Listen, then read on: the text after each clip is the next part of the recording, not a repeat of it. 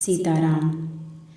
कहते हैं काशी और द्रविड़ देश के राजा कुछ समय तक एक ही स्थान पर रहे और देखते ही देखते दोनों में गहरी मित्रता हो गई।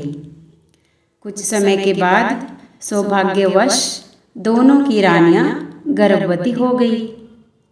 अब बातों बातों में दोनों ने तय कर लिया कि यदि दोनों में से किसी एक के यहाँ पुत्र और दूसरे के यहाँ पुत्री हुई तो इस मित्रता को रिश्ते में बदल दिया जाएगा। इस निश्चय के बाद द्रविड़ देश के राजा ने एक दिन अपनी महारानी से कहा कि यदि उसके यहाँ पुत्र नहीं हुआ तो वह अपने प्राण त्याग देगा। महारानी अपने पति के जिद्दी और अहंकारी स्वभाव को भली भांति जानती थी।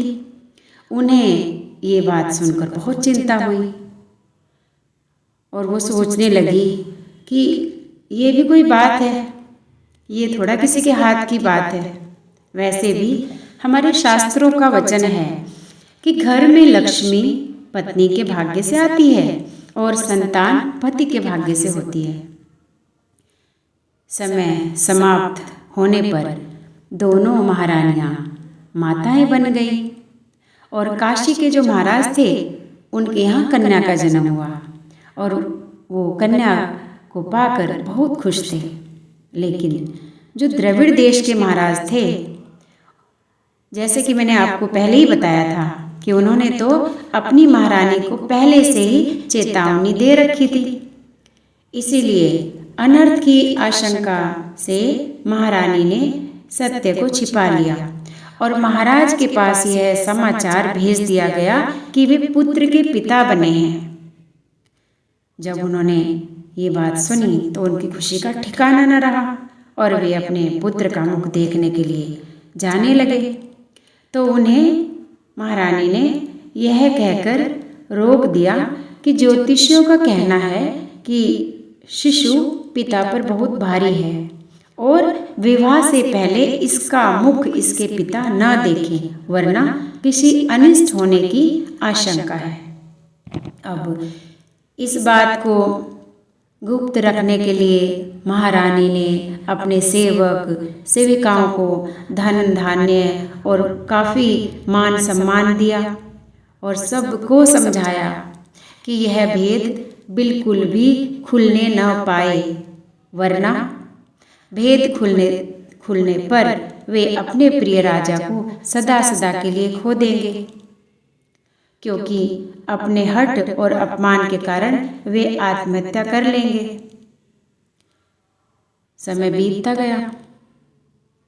अब दोनों बच्चों का जो उनकी उम्र थी वो शादी के लायक हो चली थी।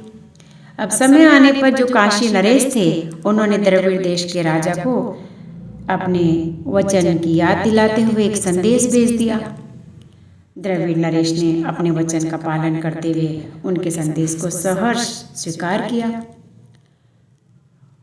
शादी का मुहूर्त देखा गया और जो भी कुछ रस्मों रिवाज होते हैं शादी से पहले वो सब पूर्ण कर लिए गए और एक निश्चित समय शुभ मुहूर्त देकर दोनों के विवाह का समय भी तय कर लिया गया। जैसे जैसे विवाह की तारीख नज़दीक आने लगी, द्रविड़ देश की महारानी की चिंताएं बढ़ने लगी।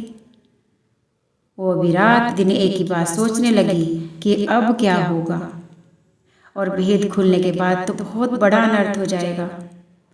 महारानी को तो चारों ओर अंधकार ही अंधकार दिखाई देने लगा।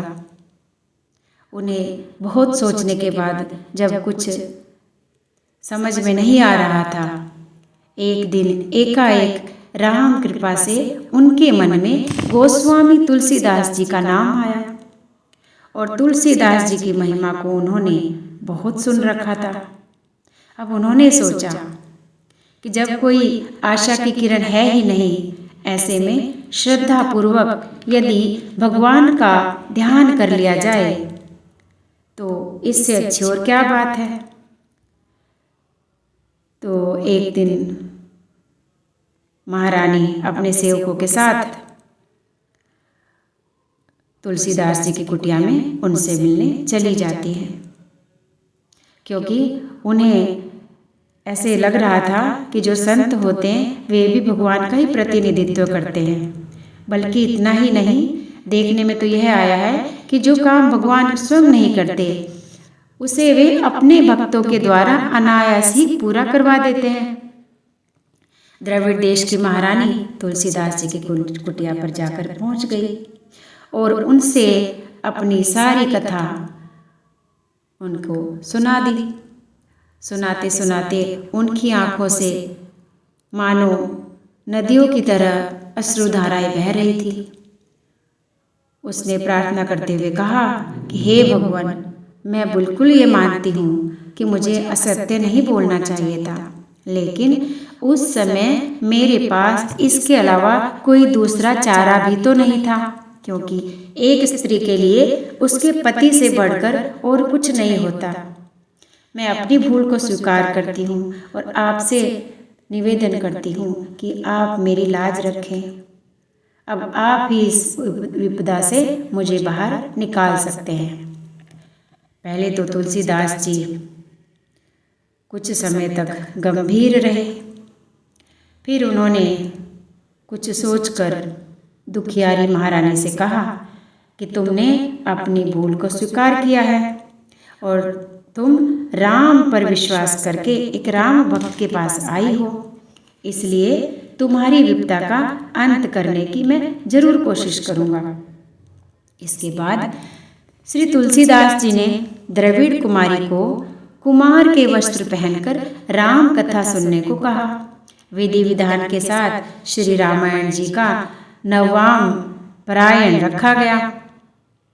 पारायण समाप्त होने पर जो घटना घटी उसको देखकर सबकी आंखें फटी की फटी रह गई। पाठ खत्म होने के बाद जब शुभ आशीष देने के लिए तुलसीदास जी ने कुमार के वेश में राजकुमारी के सर पर अपना हाथ रखकर श्री राम के चरणों की अनुभूति करके और उनका ध्यान अपने मन में करके यह दोहा चौपाई पढ़ी। मंत्र महामणि विषय व्याल के, मेटत कठिन कुअंक भाल के। तो देखते ही देखते जो राजकुमारी थी वो एक राजकुमार में बदल गई। वहाँ पर जितने भी लोग थे उन्होंने राम नाम के जय घोष किया और जो राजकुमार अब जो लड़की राजकुमार बन गई थी उसने भी राम राम कह करके श्री तुलसीदास जी के चरणों में शीश नवाया। और महारानी की तो खुशी का ठिकाना ही नहीं था।